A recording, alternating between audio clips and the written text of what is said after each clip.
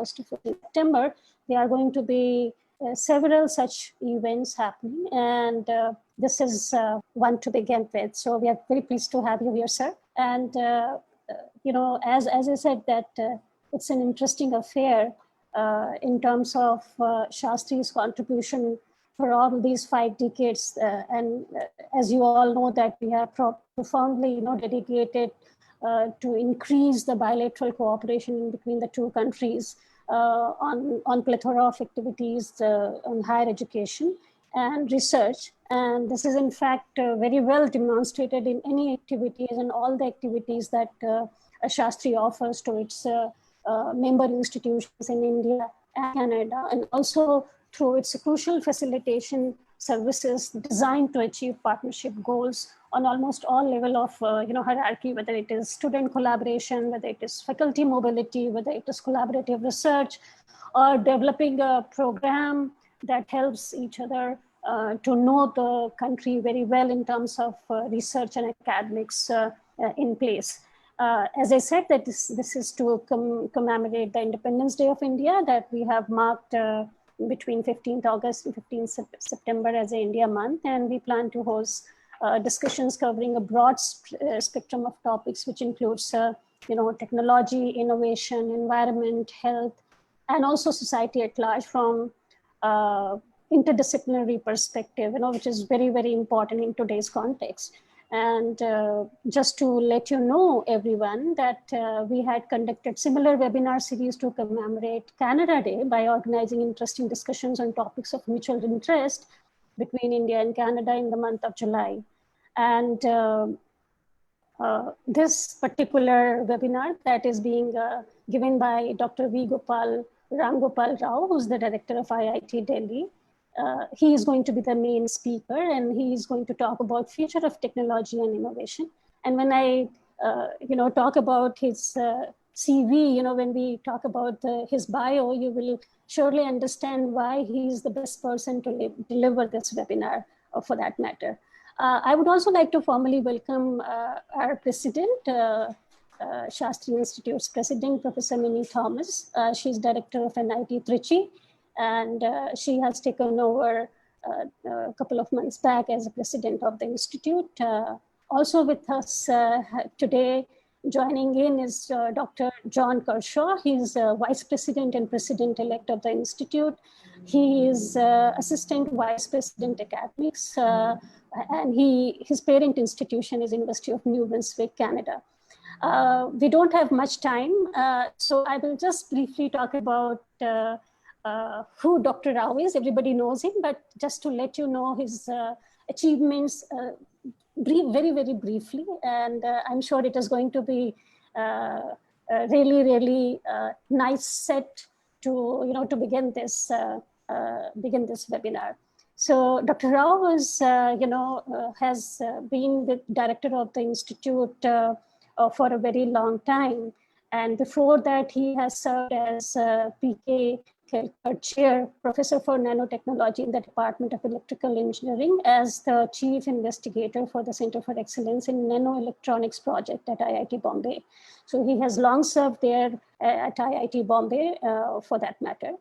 He has over 450 research publications in the area of nanoscale devices and nanoelectronics, and is an inventor on 44 patents and patent applications, which includes 15 issued US patent, and 11 of his patents have been licensed to industries for commercialization. Professor Rao is a co-founder of 2 deep technology startups at IIT Bombay, which is NanoSniff and SoilSense, and which are developing products of relevance to the society. So you can very well understand why he can be the best speaker for this particular webinar. Dr. Rao is also a fellow of IEEE, a fellow of Indian National Academy of Engineering, Indian Academy of Science, the National Academy of Science, and Indian National Science Academy. His work is recognized by many awards and honors in the country and abroad, and he's the recipient of prestigious Shanti Swarup Bhatnagar Prize, Infosys Prize for that matter, he has been awarded with. He also received Swarna Jayanti Fellowship Award from the Department of Science and Technology, IBM Faculty Award, Best Research Award, Intel Asia Academy, from Technomero, and from the Indian Semiconductor Association, and there are many to name here. He's also been a recipient of J.C. Bose National Fellowship, Professor C.N. Rao National Nanoscience Award, which I would say that kind of really prestigious in terms of in terms of domain of science and technology and engineering in India. Professor Rao was also an editor for the IEEE Transactions and Electronic Devices for a very long time, and for the CMOS devices and technology area, and currently serves on the editorial advisory board of ACS Nanoletters, I would say, a leading international journal in the area of nanotechnology. So we are very pleased to have you, sir, here. Dr. Rao, he's also the chairman. I forgot to mention that he's also a chairman of IEEE APAD Bombay chapter. As a vice chairperson, IEEE Asia Pacific Region Chapter Subcommittee for 2 terms. And he was the first elected chairman for the India section, American Nano Society, during 2013-15. It is our honor and privilege for all of us to hear you tonight, Dr. Rao. And I remember meeting you some time back and you sharing your initiatives like involving undergraduate students with AIMS doctors and sending them off to agricultural fields so that they can see and observe the gaps and requirements of these sectors and fill these gaps by devising solutions for by providing new technology, which I found very interesting for future and very, very future driven. So I believe your views and discussions are going to be very, very, I would say, a wonderful addition to this webinar session. With this, I would like to invite our president, Professor Minnie Thopas, to come in and formally welcome Dr. Rao and set the agenda for the webinar. Thank you. Thank you, Dr. Prachi, and I welcome Professor Ram Gopal Rao to the webinar, and Professor John Kershaw, the Vice President. Thank you everyone for joining us today. This is the first of the webinar series for our India Independence Month, starting from 15th August to 15th September. And I'm very grateful to Professor Rao for sparing time after a busy day. He's a pioneer in nanoelectronics and a perfect example of an academician, not just doing research, but converting research into products and processes, which is very rare in India. So he's a pioneer that way, and he's leading IIT Delhi into the one of the top institutes in the world with so many innovations. We have been witnessing it, IIT Delhi progressing day by day with his revolutionary ideas and concepts getting implemented. So it's and when I asked him to talk about technology, a future of technology and innovation, he was very happy to let us know his thoughts, and I've listened to him multiple times. He comes out with revolutionary ideas, and I'm sure today we are going to listen to some of those. And we'll be following this webinar series, and we have requested our Honorable Minister to also address us sometime on national education policy. And also we'll be following up with other webinars on other areas other than technology and sciences in the coming weeks. So I welcome everyone once again. And without wasting any time, I request Professor Rao to give his presentation. Thank you very much. Thank you very much, Dr. Prachi and Dr. Thomas. It's an honor for me to be making this presentation. Thank you, Dr. Kershaw, for being part of this event. And in fact, Shastri now, IIT Delhi is a member also of Shastri Institute. So we are participating in multiple activities and all that. So I will share my presentation. Let me see how to do that. Okay. Yeah.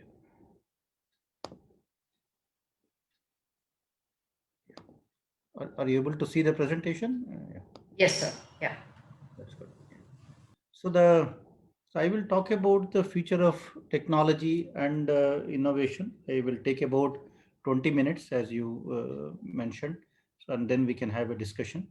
So I will also cover a little bit of my own personal journey, from a pure academic researcher to an entrepreneur with 2 startups and, patents and prototypes and all that. I think, and this is also something, which we are doing now at the institutional level, but it all started as a personal belief for me, as a personal journey. So I will also share some of that with you in the next 20 minutes.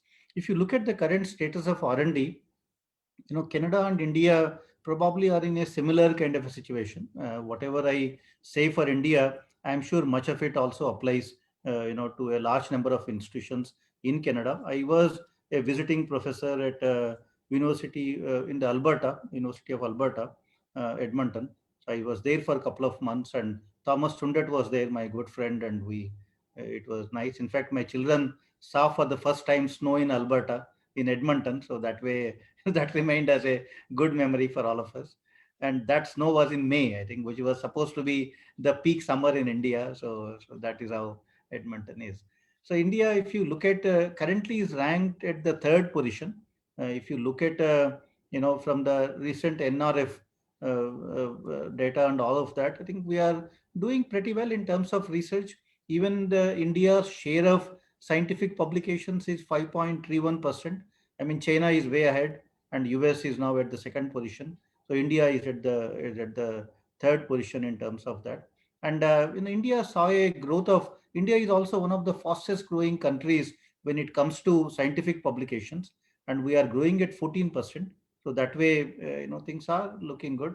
But we don't really spend enough money on anything. We're always a resource constrained kind of a society in this country. With limited resources, you try to manage maximum things. Whether you are running an institution or running a research project, there is never enough money for anything. So that's what we are used to. But what for whatever money we are spending, we are writing enough papers. I think if you look at number of papers written per dollar spent, India ranks number one. We are that is one parameter where we beat even China. So that is where, with limited resources, we are able to do maximum output. But this output is all in terms of publications. I'm not even looking at those papers in the predatory journals and all of that. These are all papers in the Scopus and Web of Science and all of that. I think from that point of view, India is doing quite decently in terms of research and all of that. In many other areas like nanotechnology, India has been at the third position for almost like 5-6 years now. And so this is again is a good sign. So a lot of research is happening. So, if you ask me, we have become very good at converting money to research. I think that our money to knowledge. That part we have become experts at. Now we are number one in India. You give us money or you give us more money, we can write more papers. Is very well taken. I think Canadian researchers, if you are looking for a postdoc, look for Indians because they can write you more papers if that is what you are looking for. So I think that is one thing where Indian researchers are doing pretty well. And but one of the things that we need to focus now is on translation of this knowledge, and translating this knowledge into wealth is where now we are lacking significantly behind many countries. Here, we know we can generate knowledge, but we don't know what to do with that knowledge, and much of that knowledge just remains in the as papers, publications. But there are no established processes and mechanisms. At least until now, it was the case that nothing much was happening. So that knowledge into wealth is where we are now struggling and trying hard. And this government is also pushing us very hard on that count. And every time we meet anybody in the ministry or everywhere, they are not counting papers anymore. They are saying, what have you done? And that innovation part of it has become very critical for the country right now. So therefore, if you look at academic institutions, I think education, there are higher educational institutions. Three things we are all supposed to be doing. One is the education part. At least our leading institutions, whether it's NIT Trichy or IIT Delhi, I think education wise, we do produce top class graduates, and that part is pretty well established in some of our premier kind of institutions. That is also the reason why these graduates are the most sought after the world over. So education part we are doing pretty well. On the knowledge generation part also, we are doing pretty well. As I mentioned, we are in the third position in terms of the publications in journals and conferences. On the impact side, probably we still have some way to go. Even if you look at the citation count for the papers we are writing, there is still some way to go. But otherwise, writing papers in good journals, we are able to do very well. But this innovation thing has become very critical for our academic institutions now. Innovation to me is the use of this knowledge to generate wealth, use of this knowledge to impact the societies, use of this knowledge to solve a problem. That is where the application becomes very critical for us. But how do we convert this knowledge into innovation? That is where I would believe this relevance part of it becomes very important. In our academic institutions, you will still find many faculty members modeling air quality in London, but not modeling air quality in Delhi. In fact, even if you come to IIT Delhi, I can show you faculty members, who are still doing things which are, at a global scale, makes sense. But at the Indian level, you ask the question why kind of a thing. So, but that relevance part is very important, because all that knowledge that we are gathering and absorbing and accumulating, at some point that needs to be used to solve the problems of the country. And that is where government is pushing us. That is where we are all, as academic institutions, we are all gearing up to. So this relevance part of it is important, and the delivery is also important, because the problem with delivery is you need to work with industries. And this, despite what we have been saying since independence, 73 years, nothing much has changed. Our industry contribution to research is less than 10%. Any institution you take in India, our research budgets, if you look at, less than 10% is the industry contribution. And because industries are not collaborating enough with us, and in India particularly, since we don't have enough of manufacturing or high-tech industries which we can call our own, so this delivery part of it gets affected. But this is something in the recent past, has become very different because of startups. Now we are talking of a huge number of startups coming out of our academic institutions. Every faculty member now, if I develop something new, it takes me a month to start a company. And there are many government of India schemes for funding startups. I think that is where now the delivery part of it is getting strengthened. So once we bring relevance to the research that we are doing, once we use startups as a mechanism to translate that knowledge for the benefit of society, I think, now on the innovation front, India will keep doing better and better. And at IIT Delhi, for example, there are at least 100 startups now on the campus. And we're also looking at converting many of our faculty into entrepreneurs. And that is where we have launched multiple programs and multiple kind of initiatives. And my biggest challenge with India or any and many academic institutions applies to, I'm sure, many universities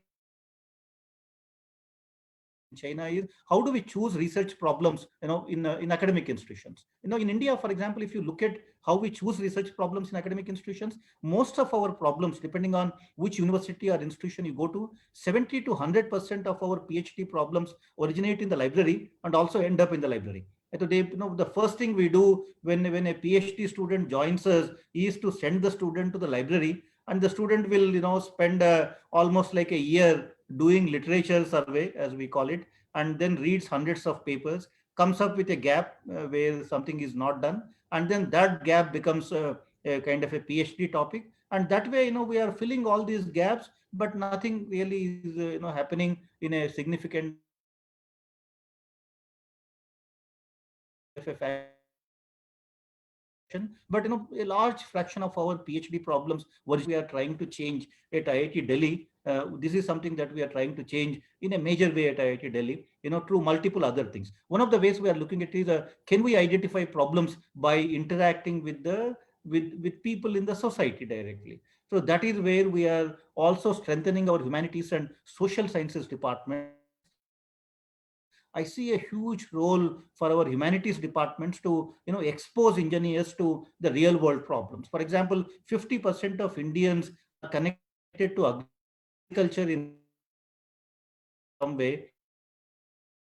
But IITs, how much of the humanities members areas any other societal kind of a problem, and decipher these problems in a way engineers understand, so that we can look at policies, we can look at solutions, the technology solutions, and finally address some of these as PhD kind of student problems. And this is one thing which we have strengthened very significantly in the recent past. We have started rural internship programs. We have connected with multiple other agencies, through which we can find these problems. The other way you can find good research problems is by interacting with industries. That is again, as I said, is missing in India, to a very large extent. But that is where government of India is also pushing industry on one side, pushing academia on the other side. I think they are all, government is trying to arrange a marriage between industry and academia. This is more like the traditional Indian arranged marriages. And then they are saying you now start talking to each other, and now if you like each other, you can find love eventually. I think that is how the whole approach has been. So there are multiple schemes of government of India for academia to work with industry, and similarly they are encouraging industry to collaborate with academia. But that is where we have again started doing multiple things. All major IITs, even some of the leading NITs, also have these tech parks. So we are all starting these technology parks at IIT Delhi. There are at least 3 parks which are under construction, where we want to see at least 200 industries to be stationed on our campus and then interact with our faculty and students. And similarly, we have started these professors of practice positions at IIT Delhi, where we want to see 10% of our faculty, which is like 60 faculty members, coming from industries, being associated with us as professors of practice. So we are aggressively recruiting leading industry professionals as professors of practice or as adjunct professors of practice, and industry sabbaticals for faculty we are encouraging. And startups, of course, we are doing in a major and a significant way. So that is another way you can find the research problems in academia. The other way is by working with the strategic agencies. There are the Defense Research Development Organization, the famous Indian Space Research Organization, Department of Atomic Energy, Indian Council for Agricultural Research. So we have established major linkages with all of these institutions. So academia is now trying to look at some of the problems that these agencies are facing. And then they also have funds. For example, DRDO, ISRO, or DAE, they receive huge amount of funding from government of India. So we are saying, can we interact with some of these agencies and solve some of their problems? And that is where again, a lot of initiatives we have taken, and this is also looking very good. So we want to make our people move away from finding all their problems by searching in libraries to finding problems by interactions with stakeholders in the society, from industry, and by interactions with strategic agencies. That was a major change we did, and we did it through very structured programs, structured initiatives, and now we are reaping the benefits of that. And in fact, if you look at now the research at IIT Delhi, you see a lot of things now coming from some of these kind of quadrants, rather than coming only from the library kind of a search. And even the new education policy, the National Research Foundation, is also supposed to address this problem, and that is where we are hoping the ministries will come forward and also start funding research. I think in our academic institutions, for innovation to happen, a lot of good research is happening, but like I said, the relevance and delivery aspects are what we need to strengthen. Academia is good at research, bad at development, and poor at delivery. I think so. Therefore, we need to strengthen some of these aspects too. And the industry connect and startup push are one way we can enhance the delivery mechanisms in our institutions. To me, our institutions need to become idea factories. When I say idea factories, how do they become idea factories? That is when when you bring unlike minds together. What are these unlike minds? To me, unlike minds are people with different cultural backgrounds. Canadian researchers, Indian researchers interacting with each other. I can tell you a lot of interesting ideas can come, and that is where this internationalization of our campuses is becoming very, very critical. We are seriously looking for more and more joint degree programs. We started one with Australia. We are actually looking for more joint degree programs even with Canada. If there is interest, we can start looking at offering the joint PhD programs. Particularly, our interactions are all, for the joint degree programs are currently limited to PhD. So we can have students admitted at both the sites, and we can have students going back and forth. We're also admitting a lot of international students, and we are looking at international faculty in IITs. We don't look at citizenship anymore in recruiting faculty. So this is again one major change now that has happened. And the other unlike minds is people with different disciplinary training. And that is where we have taken many initiatives to bring people with very diverse backgrounds together. So that is again where a lot of things are happening now. Or people with different attitudes. That is where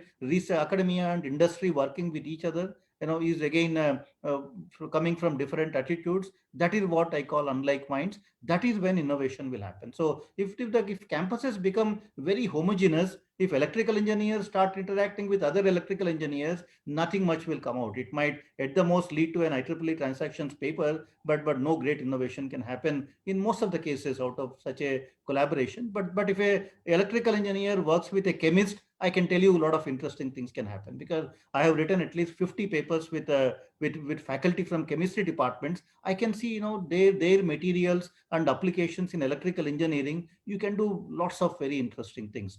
Having said that, I will quickly move on to the, to me, since we are talking of technologies, these are the 5 platform technologies. In fact, if you are listening to this presentation for the next 20 years, I think you are going to be working on one of these technologies. The first one is the information technology. That is what India has done very well, and where we have actually captured a lot of world market. India, for example, Saudi Arabia crude oil export was in 2019 was $133 billion. Indian IT exports were $137 billion. So it's all brain power. We are not taking anything from the nature, and that is the power of just the brain power of the information technology. So this is where we are doing very well. Even biotechnology, India is doing very well. In the biotechnology, all the largest provider of generic drugs, 50% of global vaccines are made in India. 40% of generic demand for medicines in the US are made in India. 25% of all medicines in UK come from India. So Indian biotechnology market has also become a world leader in that respect. Nanotechnology, here we haven't captured any of the world markets, but we are doing very well in terms of knowledge. Here is the place where startups have a role to play. Big industries have a role to play in taking these technologies and translating it to products of relevance to society. This is where we need to do better. Cognitive technologies, India again is beginning to do well in terms of knowledge generation. We have large number of universities. In terms of quality of research, India is currently at the 5th position in AI ML areas in terms of citations. So here again we are doing very well. The final one is the cognitive technology. Here government of India now just announced $1 billion initiative. Now in the recent budget, $1 billion for allocated for quantum technologies. Now there are many initiatives being drafted, and a lot of initiatives are being taken. So we need to collaborate across between India and Canada. I see opportunities for collaboration in nanotechnology, cognitive technology, and quantum technology, because we are ramping up our activities in academia in all of these 3 sectors, and a lot of initiatives are being taken at the government level. And I will just spend 5 minutes in telling you my own research. For example, I have always believed in doing research, which impacts the society. One of the things coming from India, we have been trained in, we are a resource constrained kind of a society. There is not enough money, with most of the people. But even if you look at the world, this is the World Bank Atlas, where I have basically plotted per capita income. The lighter colors are all the poorer countries. The richer colors are all these colors are all the richer countries. And if you see, the world is mostly light, all light kind of colors. And you see India is somewhere here, China is slightly darker, but otherwise, the world is not a rich place as we tend to believe. The world is not only about iPhones and iPads kind of a thing. In fact, these numbers are also mind-boggling. Over 3 billion people in the world live on less than $2.5 a day. That's all the money 3 billion people make. 80% of humanity lives on less than $10 a day. they also need technologies. They may not be the customers for, iPhones and iPads, but they have requirements. Technology can improve, the quality of life for them. That is where we have been looking at. If you look at India, there are multiple problems. In fact, I keep saying that, all of the world's problems are in India. If you are looking for a problem, we don't have to send our student to an international conference to find a problem. You send our student to a rural area, the student, if he is good at grasping the problems, can come back with at least 10 problems or on which the student can spend, his or her lifetime. So there are so many problems, whether you take, training youth or agricultural sector or healthcare is a major concern. Some of these numbers are mind boggling. In India, 22 million people go below the poverty line every year because of healthcare expenditure. Somebody if is from a rural area and the one person in the family falls ill, falls sick, the entire family needs to come to a place like Delhi or Bombay, and in the process they stay on the footpaths in our big cities, and in the process the entire family goes below the poverty line. That number is something like 22 million population every year. I think we need to develop this rural healthcare infrastructure. That is again, a lot of technologies need to go in. Security is a problem, energy is a problem, water crisis is a big thing right now in the country. We are, agricultural society, but there is not enough water. Can we save water, used in the agriculture? That's again where you need lots of technologies to help the farmers with their irrigation and all of that. So this is all like more with less for more. That is a mantra for India, and that is where you can do many things. For example, I started my working in problems of societal relevance. My first problem was cardiac diagnostic system. I wanted to develop a very low cost cardiac diagnostic system, and I did it as a top down kind of a project involving 6 different departments at IIT Bombay. And we finally were able to develop a technology for that. We were able to put together a prototype, and then we started a company, NanoSniff. We transferred this technology to NanoSniff, and that we did as part of a technology transfer from IIT Bombay. We developed a ECG monitoring system. We started working on explosive detection, a low-cost explosive detector. This was an XSniff platform which we delivered to our security agencies. And we also worked on a nano mechanical platform, since I don't have much time. So I will just quickly rush through this. So that we also developed a nano mechanical platform, which again we were able to commercialize. This is called Nano Sniffer, and Nano Sniffer is a is commercially available now. This is again transferred to a startup. It is a handheld explosive detection system, and it can sniff explosives. Currently, it does it in a particle phase, but we are also further developing it for detecting vapors. And this is a disruptive technology. It costs 1/5 the cost of anything commercially available worldwide, and this is now being sold in India to the entire rest of the world. So this is a nano sniffer, which came out of almost like 10 years of research that we did. And we also wanted to develop these IoT technologies for explosive detection, because the security is a big concern in a country like India. So we wanted to develop these IoT nodes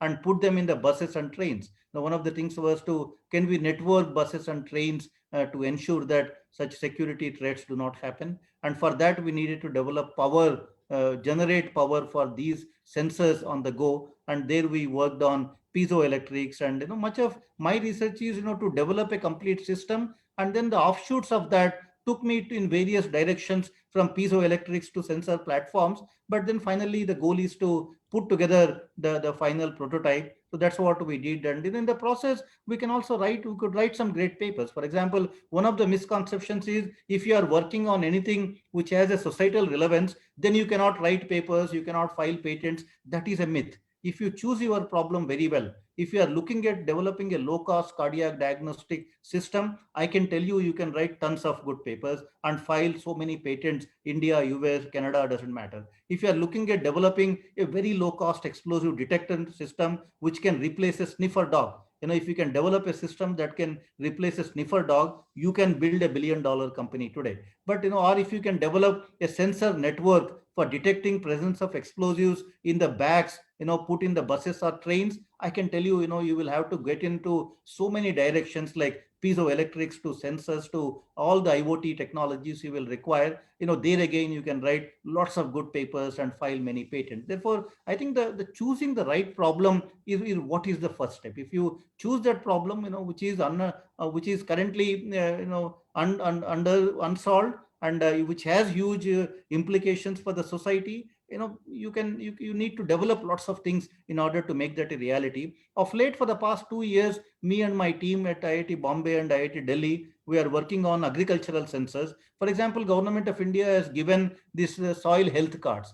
Now, the soil health cards, the farmer is supposed to be able to measure multiple micro and macro nutrients from the soil. Now, where will a poor farmer in a village go to get all these measurements done? There are supposed to be agricultural labs and all of that, but that process is not very well established, is not very well developed. Even if it is available, it's unaffordable for many farmers. So between the two institutions, now we are actually developing, low cost systems for micro and macro soil health monitoring in the Indian villages, and we have done a lot of progress. In fact, we are again working on 4 prototypes, and some of these prototypes are already ready. So we started a company recently, Soil Sense. Now, Soil Sense is already marketing some of these products. And for example, this is a weather station. It can measure multiple soil parameters and the weather parameters. And so these are all now commercially available. The Soil Sense, a startup, my students have gone ahead and started, and they are able to sell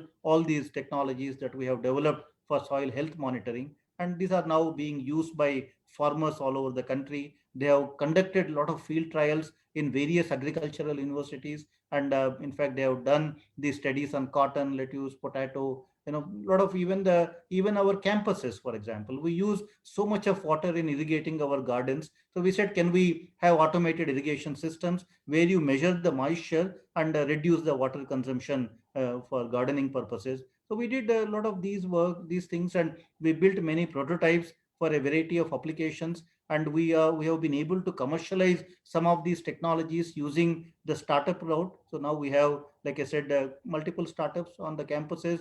So these are all the prototypes for this is explosive detector prototype that we have. And then we now NanoSniff is a established company now. They have been able to commercialize the explosive detector successfully. And we have the second company, Soil Sense. Now they are working with all these big companies. They have been well funded now, and they're also doing pretty well in reaching out to the farmers. And and even in IIT Delhi, for example, during the COVID time, this is exactly what we did. So we develop technologies, use our startups to commercialize them or to put them into the society. So whether it is a low cost cardiac diagnostic kit, an RT-PCR kit, which is like 399 rupees, or very high quality mass that we have been able to develop. IIT Delhi as the startups have supplied more than 4 million masks now in the last 3 months alone. Very high quality masks. 40% of them are getting exported now. I think it has happened because of the multidisciplinary collaborations, filing patents. For example, I will show you, if you just look at some of the lessons, this top-down product-oriented approach is the key. I think choosing the right problem is where the problem actually lies. And then the work on the platform of development for solving the problem, that is where you can write lots of papers and file patents and all that. And you need to protect your IP as early as possible, which is very important. And you need to mature the technology in an academic environment, because there are a lot of funding schemes available in academia, and that is where you can mature. And then you start a company and then start marketing it and utilize the government sources of funding for the company. That is important. And involve students in the enterprise. This is very important. All my companies are now run by my students, and they are doing a good job at it. And look for areas where there is a great domestic demand. Whether India is 1.3 billion people, so therefore, if your technology has application, you already have hundreds of millions of people waiting to lap it up, and that is one good thing in a country like this. So this I mentioned. And at IIT Delhi, we have also taken a similar kind of a approach, multidisciplinary research, connecting startups to our innovation ecosystem. And we have been able to the patent filing. IIT Delhi 2016 filed about 15 patents. 10-15 patents was what IIT Delhi was filing. Once we put in place a proper process, for the patenting, it takes 1 month now to file a patent at IIT Delhi. And every year, last 2019, we filed something like 153 patents. In 2020, I think if COVID had not been there, we would have easily crossed 200 kind of patents. So in the last 5 years, over 500 patents is what we were able to file. I think, so it's possible now to do innovation, protect IP, start companies. I think the things are getting established now. These are all the startups from IIT Delhi, alumni and students, which are all, there are at least many multiple unicorns which have come out of IIT Delhi alumni.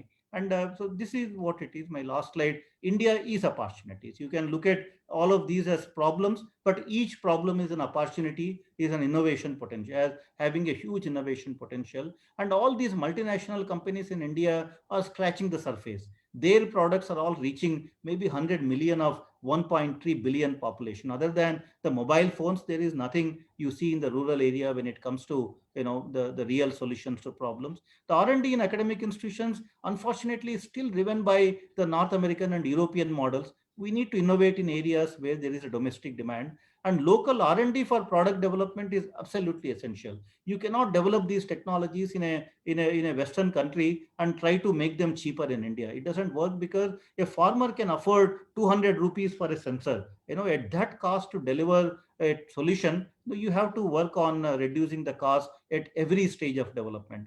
It's also possible to do very high quality research in Indian academic institutions, and yet this research can be made relevant to India's needs. And thankfully, Government of India has many schemes now to support startups in multiple ways, which is also helping us. So finally, I would like to believe that the creativity in our higher education sector is as important as literacy at the grassroots level. When you think of India, you think of literacy rates and you think of educating everybody and all of that. But this creativity in our higher education sector is equally important. If we don't do that, unless we add innovation to the mandate of institutions like education and research, it is not a sustainable kind of a thing. You take funding and publish papers, that is not a closed loop, and that won't be sustainable for a longer period of time. Some of this knowledge needs to become wealth. That wealth needs to flow back into the innovation system, into the academic system, and that is how the entire thing needs to become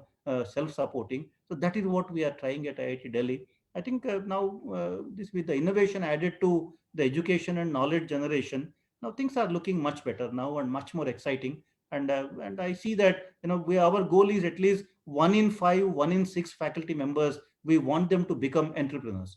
So we have very structured programs to turn our faculty into entrepreneurs. Once that happens, then the PhD students working with them also become entrepreneurs, and that is how the whole innovation system will move towards the deep tech innovation. That is what we are currently trying to do. Thank you very much, and I'll stop here.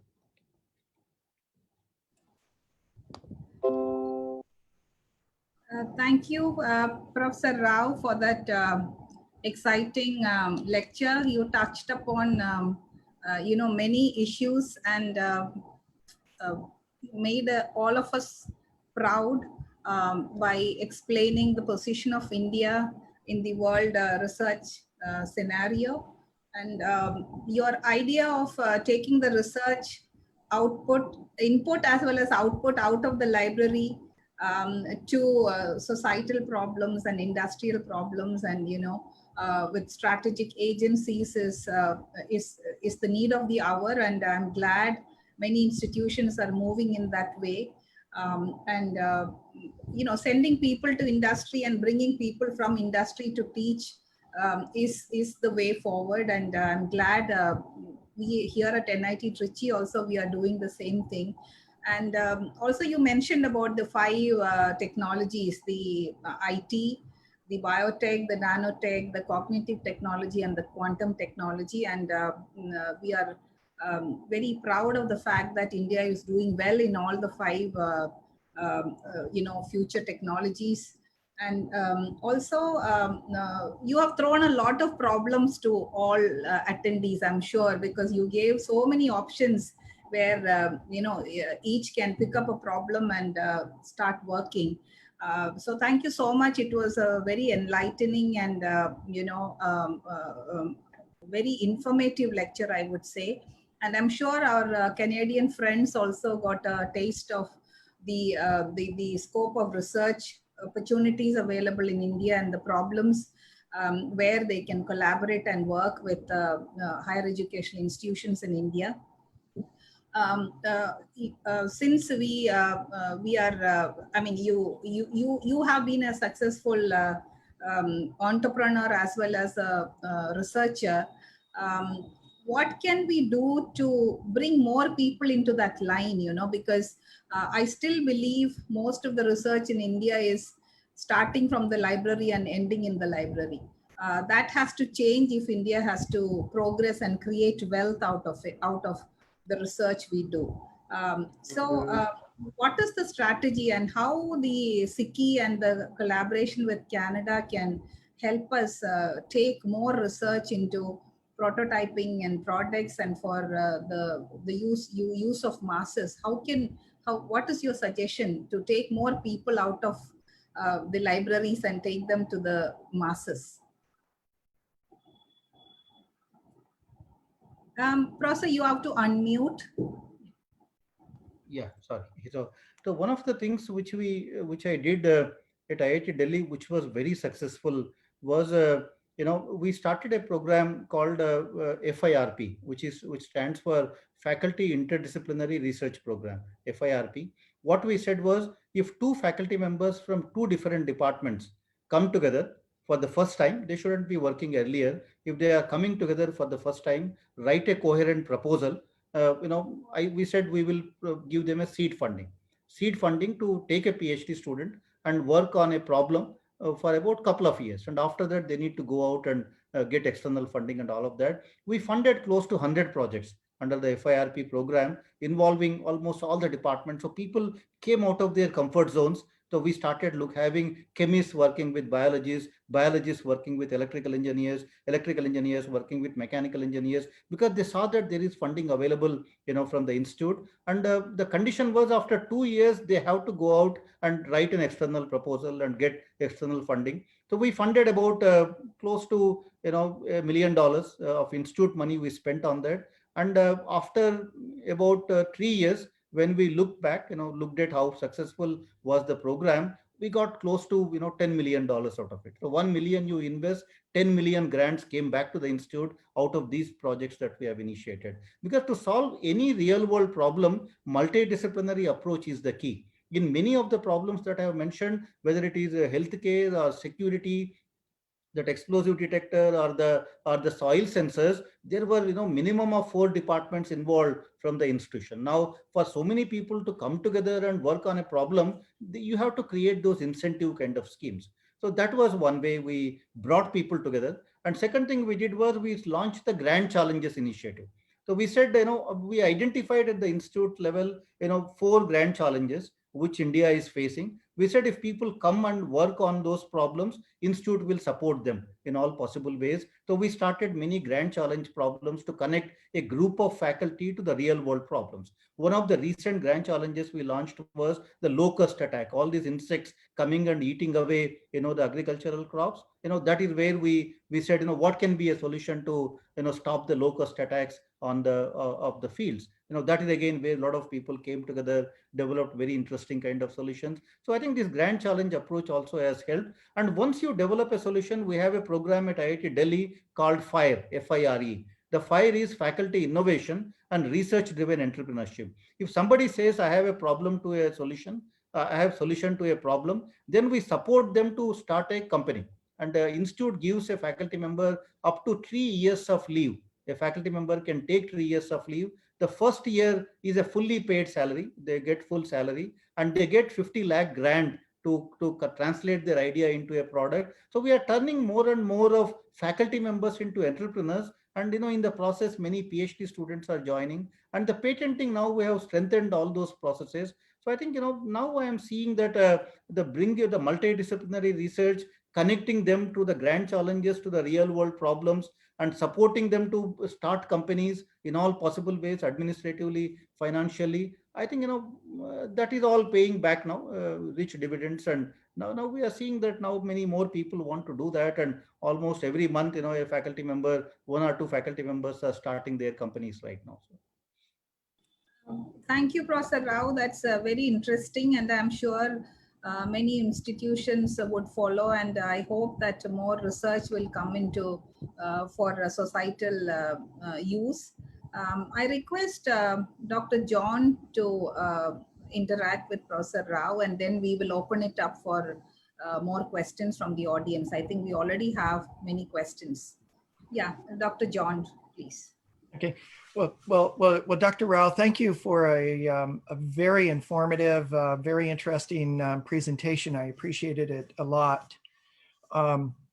As we all know, the pandemic has disrupted just about every aspect of life and changed, at least for the short term, the way we develop collaborative initiatives and collaborative innovation. What opportunities do you see for India-Canada collaborative innovation during this period? And then as a follow-up, what barriers do you see?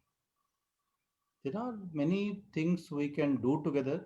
For example, on the prevention side, we can start looking at new technologies, the PPEs, the low-cost PPEs, or even studying the data. India is producing tons of data now on COVID. Even how do we even understand that? Even applying the diagnostics today, applying AI, ML kind of technologies on the data that we are generating. For example, just the other day I was speaking with some of our faculty, huge amount of X-ray data on the COVID patients. Now, can we use the X-ray data from the COVID patients to diagnose COVID? So simple X-ray to diagnose COVID. And so there are, the early diagnosis, low cost diagnosis is one thing. That is another thing. Treatment side, again, there are very strong bio departments here, even IITs, and even we have dedicated bio departments.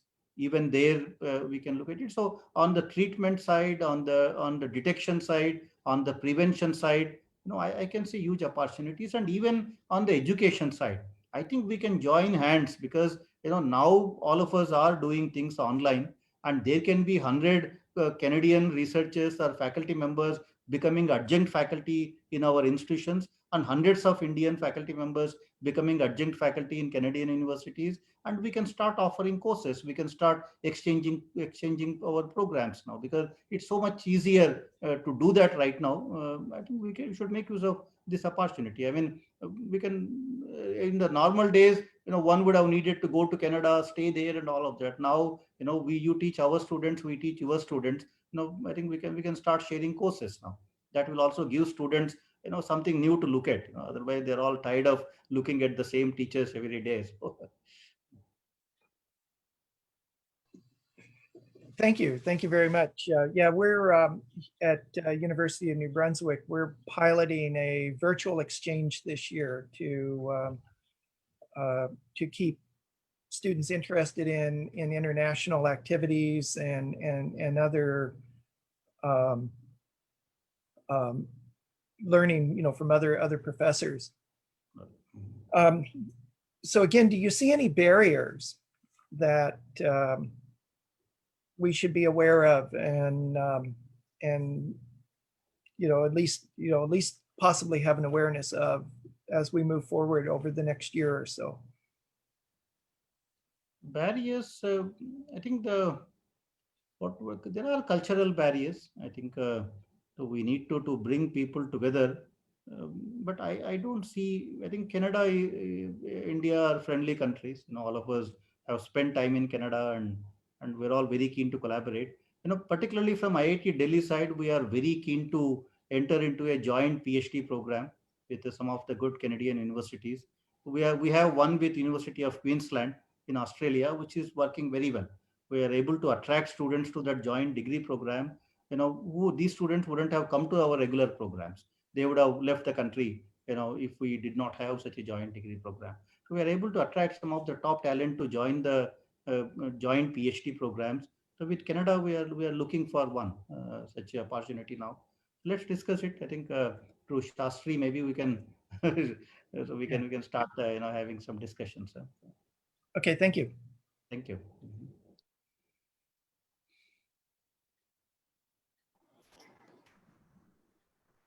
Okay, so thank you so much again, Dr. Rao, for interesting talk, which you have reflected upon state of affairs in terms of data and facts about the current situation, current how India looks like, and also some very interesting future prospects that we have in front of us in terms of worldwide engagements.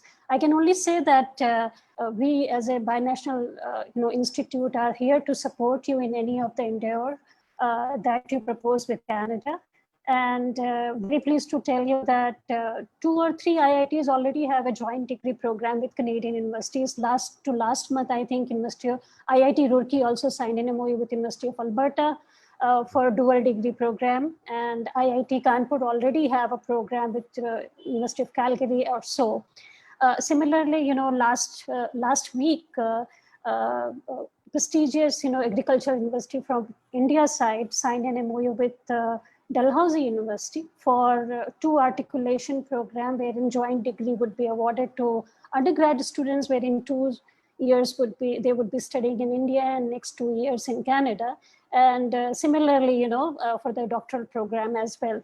So we are here to support any kind of, initiative that you would like to proceed with in terms of, binational cooperation with Canadian institutions and university. So we would be happy to support you. Also, I would like to use this platform to tell you that new education policy talks about, setting up campuses and taking our institutions abroad as well.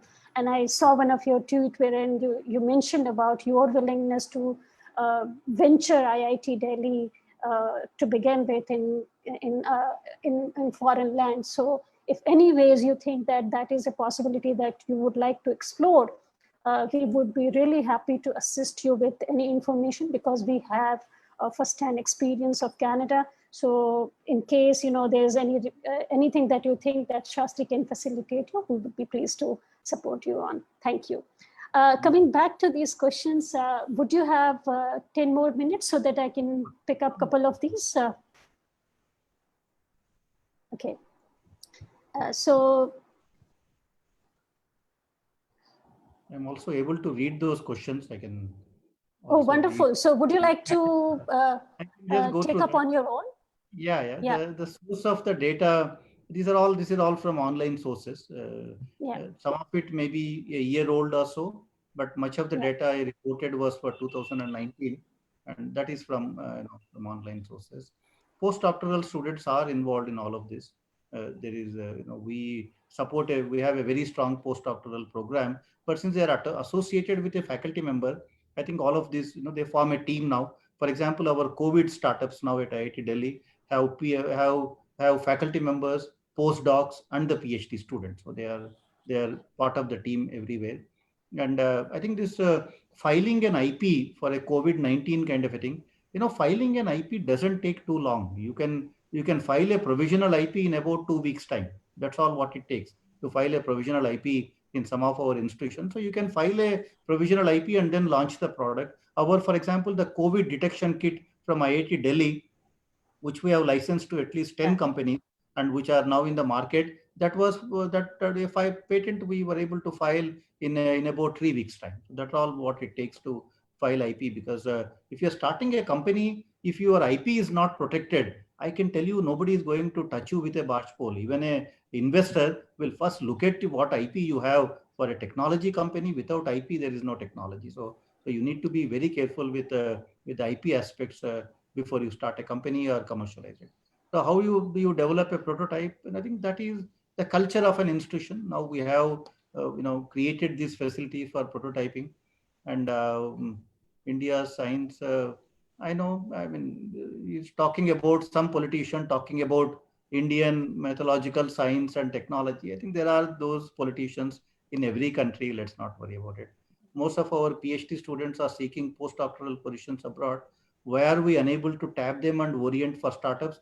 This is a great idea. In fact, just today, we had a meeting with CII, the Confederation of Indian Industry, along with DST, Department of Science and Technology. We are looking at starting a PhD incubator. We are looking at starting an incubator where PhD graduates can start companies. It will be done through a screening process. But now at the national level, because most of the innovation is happening at the BTech level right now, at the bachelor's level. All these great unicorns that have come out of IITs have come out of undergraduate students. But now we are trying to get into the deep tech innovation. There you are looking at masters and PhD students. There is a major effort which is which will be announced sometime soon, where we are looking at PhD graduates becoming entrepreneurs. If that happens, some of this also will go away. But people going for postdoctoral positions, coming back and joining us as faculty is very good. I should tell all of you, in all our institutions, take NITs and IITs, in the next 5 years, we can recruit 5,000 faculty members. 5,000 faculty positions are available in our top class institutions in India. That's a kind of IIT Delhi itself can recruit 300 faculty tomorrow. We don't have, we are not able to find faculty. That is true of every major institution in the country. So I think we want more and more people to go out, do good postdoctoral research, come back and take up faculty positions. So I'm not against people going for postdoctoral things, but good PhDs who have worked on technology problems, we are also looking at creating incubation opportunities and creativity in our youngsters for solving problems. What stands in their way to becoming extremely useful for India? Nothing stands in their way, but the risk-taking ability of Indians is still very poor.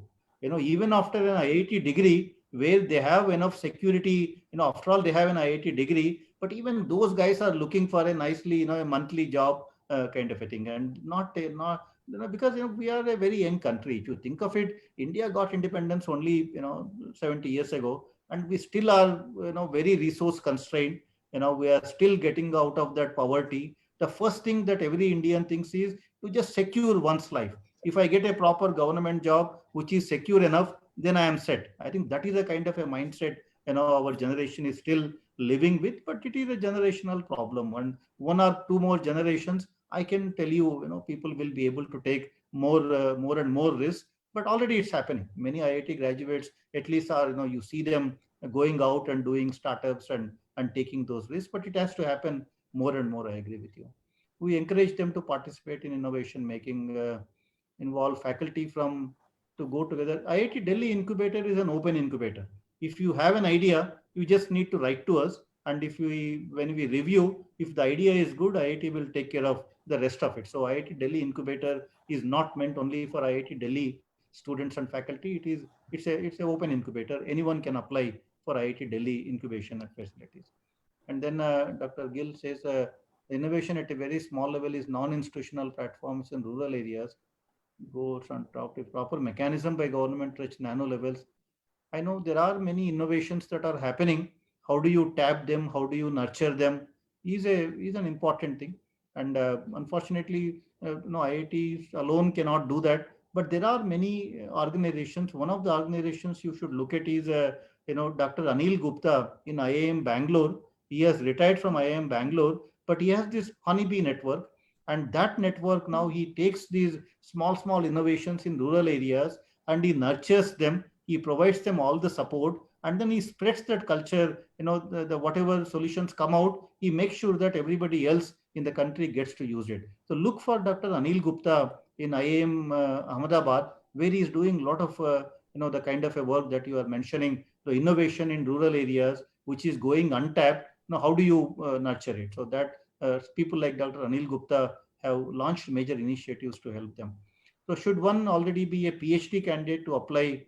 Or this is for Shastri Indio Canada thing. He's saying should one already say, maybe you can answer it afterwards. So happened in IIT.